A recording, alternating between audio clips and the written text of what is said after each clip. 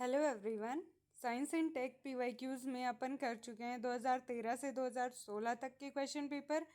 आज करेंगे अपन 2017 का क्वेश्चन पेपर। तो बिना किसी देरी के स्टार्ट करते हैं फर्स्ट क्वेश्चन से।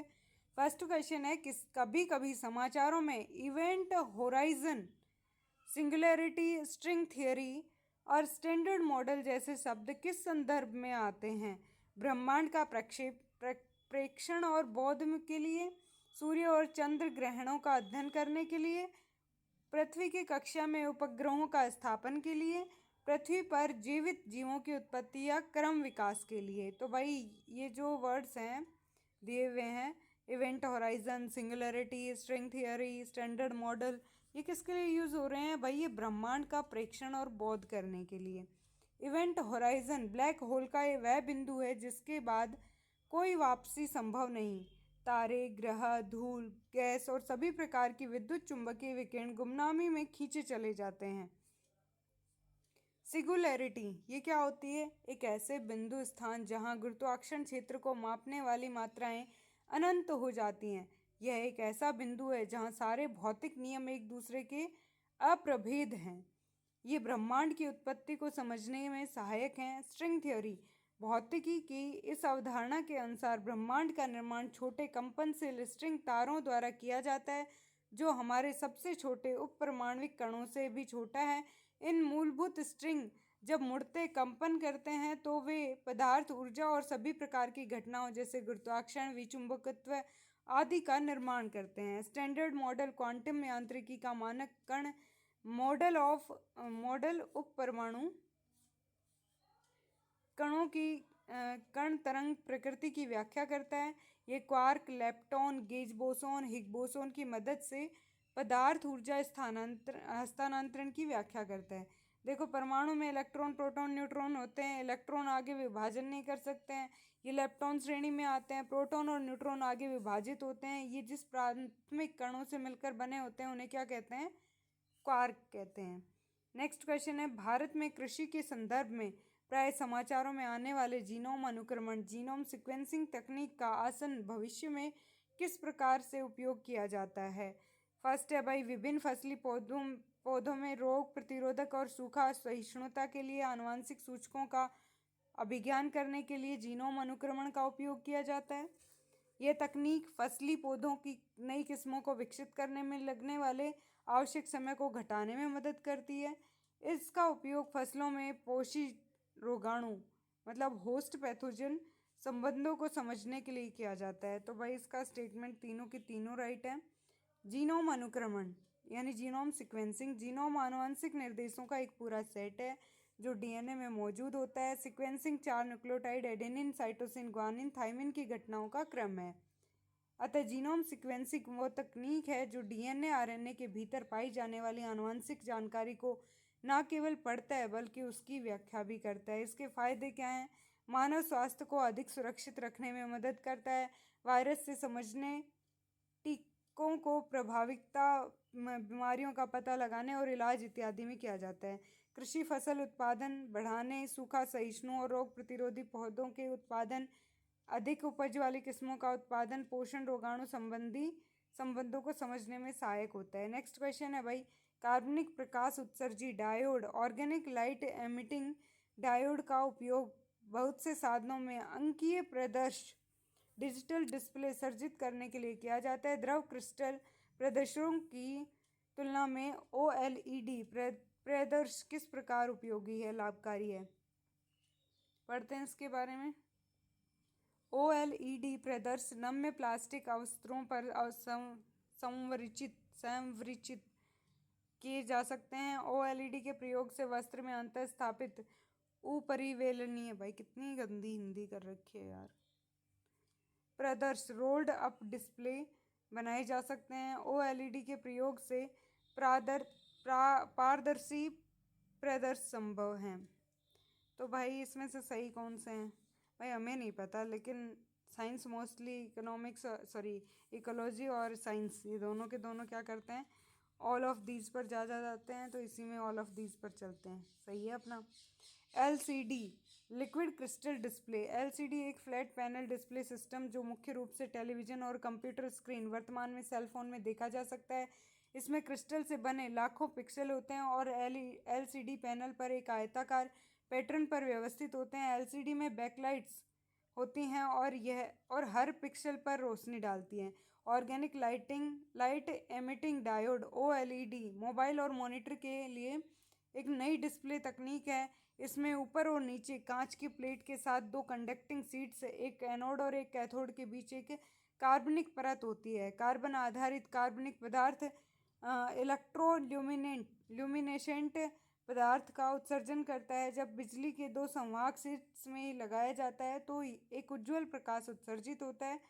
पैनल बहुत पतला है क्योंकि इसमें बैकलाइट और फिल्टर की आवश्यकता नहीं होती है। ओएलईडी अपने असाधारण रंग प्रजनन, तेज प्रक्रिया समय, उच्च चमक और बेहद हल्के वजन की डिज़ाइन में श्रेष्ठ है। ओएलईडी का उपयोग TV screen, computer monitor, smartphone आदि में डिजिटल डिस्प्ले बनाने के लिए किया जाता है। ओएलईडी को नम्य प्लास्टिक अवस्त्रों या संरचित किए जा सकते हैं। ओएलईडी स्क्रीन के पिक्सेल स्वयं प्रकाशित होते हैं, जबकि एलईडी का उपयोग एलसीडी डिस्प्ले को प्रकाशित करने के लिए किया जाता है। ओएलईडी स्क्रीन अधिक ऊर्जा दक्ष होती है। ओएलईडी स्क्रीन में एलईडी स्क्रीन की तुलना में देखने का कोण अधिक होता है। ओएलईडी के प्रयोग से वस्त्र में अंतः स्थापित ऊपरी बेलनीय प्रदर्श रोल्ड अप डिस्प्ले बनाए जा सकते हैं। नेक्स्ट क्वेश्चन है, कायिक कोशिका न्यूक्लियर अंतरण प्रौद्योगिकी somatic cell nuclear transfer technology का अनुप्रयोग है। जैव डिम्बनाशी का उत्पादन करने के लिए, जैव निम्नीकरण प्लास्टिक का निर्माण करने के लिए, जंतुओं की जननीय क्लोनिंग तैयार करने के लिए या रोग मुक्त जीवों का उत्पादन करने के लिए। वही सोमेटिक सेल का उपयोग तो किस लिए किया जाता है? जेनेटिक क्लोनिंग करने के लिए। तो पढ़ते हैं जंतुओं की जननी क्लोनिंग करने के लिए। Somatic cell nuclear transfer SCNT एक दैहिक कोशिका प्रजनन कोशिकाओं के अलावा किसी जीवित जीव की कोई भी कोशिका होती है। इसके केंद्रक को हटाकर मेजबान के अंड कोशिका जिसका भी केंद्रक हटा लिया जाता है में रखा जाता है। अब आगे कई विभाजनों के बाद एकल कोशिका मूल जीव के लगभग समान डीएनए के साथ एक ब्लास्टोसिस्ट एक प्रारंभिक चरण भ्रूण बनाती है। डोली भेड़ SCNT का उपयोग करके क्लोन किया जाने वाला पहला जानवर था। SCNT के दो संभावित उपयोग हैं। चिकित्सकीय क्लोनिंग, क्लोन किए गए मानव भ्रूण को महिला के गर्भाशय में प्रत्यारोपित नहीं किया जा सकता है, बल्कि स्टेम सेल प्राप्त करने के लिए अनुसंधान और चिकित्सा में उपयोग किया जा सकता है। और प्रजनन क्लोनिंग, क्लोन किए गए मानव भ्रूण को गर्भाशय में रखने के इरादे से बनाना जहां यह प्रत्यारोपित और विकसित हो सके। नेक्स्ट क्वेश्चन है, भारत में साइबर सुरक्षा घटनाओं पर रिपोर्ट करना निम्नलिखित में से किन के लिए विदित अधिदेशात्मक है? तो सेवा प्रदाता सर्विस प्रोवाइडर के लिए, डेटा सेंटर के लिए या बॉडी कॉर्पोरेट के लिए? भाई ये तीनों के लिए है। CERTIN computer emergency response team, यह भारत में हैकिंग और फिशिंग जैसे साइबर अटैक से निपटती है। यह साइबर घटनाओं पर जानकारी एकत्र करता है, उनका विश्लेषण करता है और साइबर सुरक्षा घटनाओं पर भी अलर्ट जारी करता है। मंत्रालय इसके कौन कौन से हैं भाई? इलेक्ट्रॉनिक एंड सूचना प्रौद्योगिकी मंत्रालय। भारत में सूचना प्रौद्योगिकी अधिनियम 2000 के तहत CERTIN का गठन किया गया था। CERTIN यह अनिवार्य करता है कि डेटा केंद्र, मध्यस्थ, सेवा प्रदाता, कॉर्पोरेट निकायों सभी के लिए साइबर अटैक संबंधी घटनाओं की रिपोर्ट करना 6 घंटे के भीतर अनिवार्य है। अतः 3 कथन सही हैं। CERTIN की स्थापना 2004 में की गई थी। बुडापेस्ट कन्वेंशन संधि, यह साइबर अपराध पर एक अंतर्राष्ट्रीय संधि है। भारत इसका हस्ताक्षरकर्ता नहीं है। नेक्स्ट क्वेश्चन है, विकसित लेजर व्यतिकरण अंतरिक्ष antenna involved laser interferometer space antenna ELSA परियोजना का क्या प्रयोजन है? न्यूट्रिनो का संसूचन करना? नहीं। गुरुत्वीय तरंगों का संसूचन करना? ये बात बिल्कुल सही है। प्रक्षेपणास्त्र रक्षा प्रणाली की प्रभाविकता का संसूचन करना, हमारी संचार प्रणालियों पर सौर प्रज्वल या सोलर फ्लेयर के प्रभाव का अध्ययन करना। तो भाई इसमें स्टेटमेंट ये सही है, गुरुत्वीय तरंगों का संसूचन करना। लेजर इंटरफेरोमीटर, स्पेस एंटीना, खगोलीय स्रोतों से गुरुत्वाकर्षण तरंगों का पता लगाने और सटीक रूप से मापने के लिए एक अंतरिक्ष प्रोजेक्ट है। लीसा पहला समर्पित अंतरिक्ष आधारित गुरुत्वाकर्षण तरंग डिटेक्टर होगा। इसका उद्देश्य लेजर इंटरफेरोमेट्री का उपयोग करके गुरुत्वाकर्षण तरंगों को सीधे मापना है, अतः बी सही है। लीसा अवधारणा में 3 अंतरिक्ष यान का एक तारामंडल है जो एक समबाहु त्रिभुज में व्यवस्थित है, जिसकी भुजाएं 2.5 मिलियन किलोमीटर लंबी हैं, जो पृथ्वी की तरह सूर्य केंद्रित कक्षा में उड़ रहा है। गुजरने वाली गुरुत्वाकर्षण लहर का पता लगाने के लिए उपग्रहों के बीच की दूरी का सटीक निगरानी रखी जाती है। ये यूरोपीय एजेंसी का प्रोग्राम है। न्यूट्रिनो पदार्थ परमाणुओं से बना होता है जो इलेक्ट्रॉनों से घिरे एक नाभिक प्रोटॉन और न्यूट्रॉन से बना होता है। प्रोटॉन और न्यूट्रॉन प्रत्येक क्वार्क नामक 3 प्राथमिक कणों से मिलकर बने होते हैं। इलेक्ट्रॉन एक प्रकार का प्राथमिक कण है जिसे लेप्टेन कहा जाता है। कण भौतिकी के मानक मॉडल के अनुसार 6 प्रकार के क्वार्क और 6 प्रकार के लेप्टॉन होते हैं। विद्युत आवेश वाले लेप्टॉन, इलेक्ट्रॉन, म्यूऑन और ताऊ ताऊ ताऊ ताऊ भाई ताऊ होता है। उनमें से प्रत्येक के साथ बिना विद्युत आवेश वाला एक लेप्टेन जुड़ा हुआ है। Electron neutrino, muon neutrino, tau neutrino. इस प्रकार न्यूट्रिनो लेप्टेन नामक कणों के परिवार से संबंधित हैं। फोटोन या प्रकाश कण के बाद दुनिया में दूसरा सबसे प्रचुर मात्रा में कण है। न्यूट्रिनो रहस्यमयी कण है जो सूर्य और तारों अन्य जगहों पर परमाणु प्रतिक्रियाओं में प्रचुर मात्रा में उत्पन्न होते हैं। ब्रह्मांड की उत्पत्ति का अध्ययन करने के लिए न्यूट्रिनो के दोलनों की जांच और द्रव्यमान के साथ उनके संबंध महत्वपूर्ण है। स्रोत इनके क्या है? न्यूट्रिनो विभिन्न रेडियोधर्मी क्षय द्वारा निर्मित होते हैं। न्यूट्रिनो की विशेषताएं क्या है? न्यूट्रिनो आमतौर पर सामान्य पदार्थ से बिना रुके और अनिर्धारित रूप से गुजरते हैं। हर सेकंड हमारे शरीर से करीब 100 ट्रिलियन न्यूट्रिनो गुजरते हैं। न्यूट्रिनो में बहुत कम द्रव्यमान, शून्य चार्ज और स्पिन 1/2 होता है। न्यूट्रिनो का चक्रण हमेशा उसकी गति के विपरीत दिशा में होता है।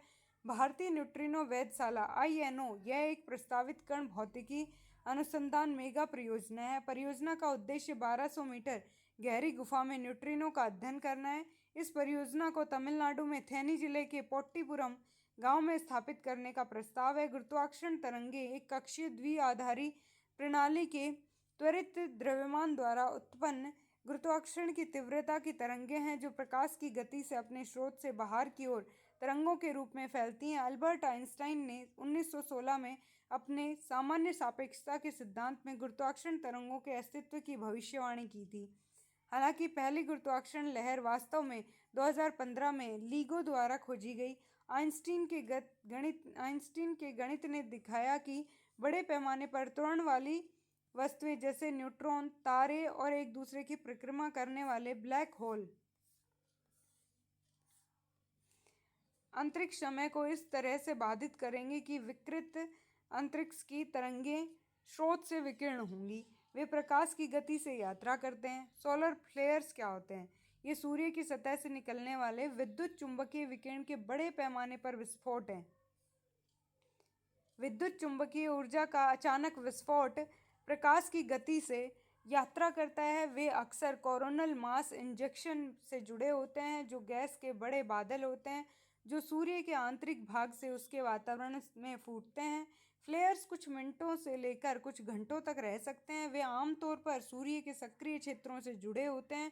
प्रभाव इनके वे रेडियो संचार, विद्युत शक्ति ग्रिड, नेविगेशन संकेतों को प्रभावित कर सकते हैं और अंतरिक्ष यान और अंतरिक्ष यात्रियों के लिए जोखिम पैदा कर सकते हैं। ठीक है भाई, तो ये हो गया अपना 2017 का पेपर। नेक्स्ट करेंगे 2018 का अपन नेक्स्ट वीडियो के अंदर। और आपको पता है बुक कहाँ से लेनी है भाई? ये वाली बुक है धर्मेंद्र जी जाखड़ सर की है प्रकाशन, और काफ़ी अच्छा है, वो तो आपने देख लिया है। ठीक है, बाय बाय, टेक केयर।